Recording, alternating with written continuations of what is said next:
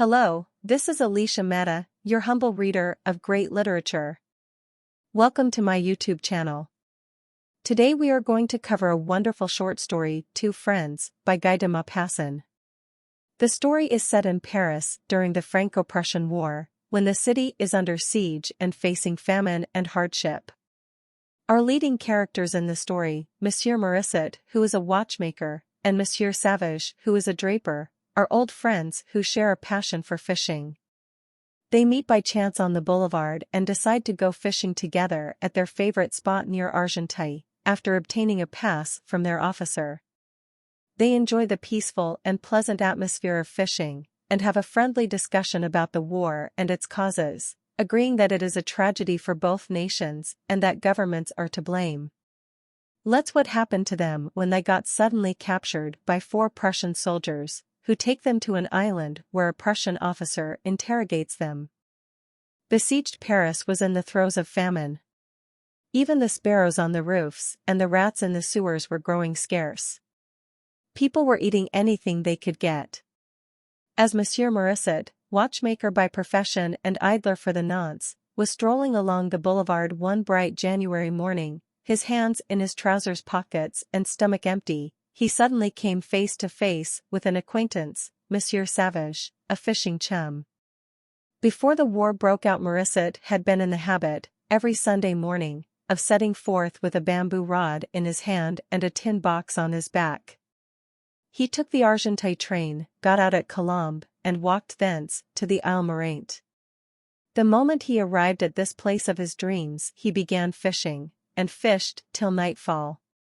Every Sunday he met in this very spot Monsieur Sauvage, a stout, jolly, little man, a draper in the Rue Notre Dame de Lorette, and also an ardent fisherman. They often spent half the day side by side, rod in hand and feet dangling over the water, and a warm friendship had sprung up between the two. Some days they did not speak, at other times they chatted, but they understood each other perfectly without the aid of words, having similar tastes and feelings.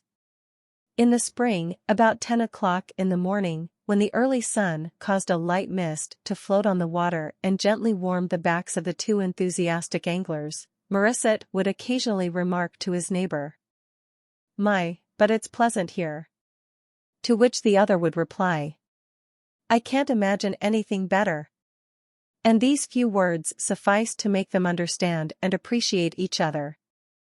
In the autumn, toward the close of day, when the setting sun shed a blood-red glow over the western sky, and the reflection of the crimson clouds tinged the whole river with red, brought a glow to the faces of the two friends, and gilded the trees, whose leaves were already turning at the first chill touch of winter, Monsieur Sauvage would sometimes smile at Morissot, and say, "What a glorious spectacle!" And Morissot would answer, without taking his eyes from his float, "This is much better than the boulevard, isn't it?" As soon as they recognized each other, they shook hands cordially, affected at the thought of meeting under such changed circumstances. Monsieur Sauvage, with a sigh, murmured, "These are sad times." Morissot shook his head mournfully. "And such weather! This is the first fine day of the year." The sky was, in fact, of a bright, cloudless blue. They walked along, side by side, reflective and sad. "And to think of the fishing," said Morissot. "What good times we used to have." "When shall we be able to fish again?" asked Monsieur Sauvage. They entered a small café and took an absinthe together, then resumed their walk along the pavement. Morissot stopped suddenly. "Shall we have another absinthe?" he said. "If you like," agreed Monsieur Sauvage. And they entered another wine shop. They were quite unsteady when they came out, owing to the effect of the alcohol on their empty stomachs. It was a fine, mild day, and a gentle breeze fanned their faces. The fresh air completed the effect of the alcohol on Monsieur Sauvage. He stopped suddenly, saying, "Suppose we go there?" "Where?" "Fishing." "But where?" "Why, to the old place. The French outposts are close to Colombes. I know Colonel Dumoulin, and we shall easily get leave to pass." Morissot trembled with desire. Very well. I agree. And they separated to fetch their rods and lines. An hour later, they were walking side by side on the highroad. Presently, they reached the villa occupied by the colonel. He smiled at their request, and granted it. They resumed their walk, furnished with a password. Soon they left the outposts behind them, made their way through deserted Colombes, and found themselves on the outskirts of the small vineyards which border the Seine. It was about 11 o'clock. Before them lay the village of Argenteuil, apparently lifeless. The heights of Orgemont and Senoise dominated the landscape. The great plain, extending as far as Nanterre, was empty, quite empty, a waste of dun-colored soil and bare cherry trees. Monsieur Sauvage, pointing to the heights, murmured, "The Prussians are up yonder." And the sight of the deserted country filled the two friends with vague misgivings. The Prussians. They had never seen them as yet, but they had felt their presence in the neighborhood of Paris for months past, ruining France, pillaging, massacring, starving them. And a kind of superstitious terror mingled with the hatred they already felt toward this unknown, victorious nation. "Suppose we were to meet any of them?" said Morissot. "We'd offer them some fish," replied Monsieur Sauvage, with that Parisian light-heartedness which nothing can wholly quench. Still, they hesitated to show themselves in the open country, overawed by the utter silence which reigned around them. At last Monsieur Sauvage said boldly, "Come, we'll make a start, only let us be careful." And they made their way through one of the vineyards, bent double, creeping along beneath the cover afforded by the vines, with eye and ear alert. A strip of bare ground remained to be crossed before they could gain the river bank. They ran across this, and, as soon as they were at the water's edge, concealed themselves among the dry reeds. Morissot placed his ear to the ground, to ascertain, if possible, whether footsteps were coming their way. He heard nothing. They seemed to be utterly alone. Their confidence was restored, and they began to fish. Before them, the deserted Ile Morant hid them from the farther shore. The little restaurant was closed, and looked as if it had been deserted for years. Monsieur Sauvage caught the first gudgeon, Monsieur Morissot the second, and almost every moment one or other raised his line with a little, glittering, silvery fish wriggling at the end. They were having excellent sport. They slipped their catch gently into a close-meshed bag lying at their feet. They were filled with joy, the joy of once more indulging in a pastime of which they had long been deprived. The sun poured its rays on their backs. They no longer heard anything or thought of anything. They ignored the rest of the world. They were fishing. But suddenly a rumbling sound, which seemed to come from the bowels of the earth, shook the ground beneath them. The cannon were resuming their thunder. Morissot turned his head and could see toward the left, beyond the banks of the river, the formidable outline of Mont Valérien, from whose summit arose a white puff of smoke. The next instant a second puff followed the first, and in a few moments a fresh detonation made the earth tremble. Others followed, and minute by minute the mountain gave forth its deadly breath and a white puff of smoke, which rose slowly into the peaceful heaven and floated above the summit of the cliff. Monsieur Sauvage shrugged his shoulders. "They are at it again," he said.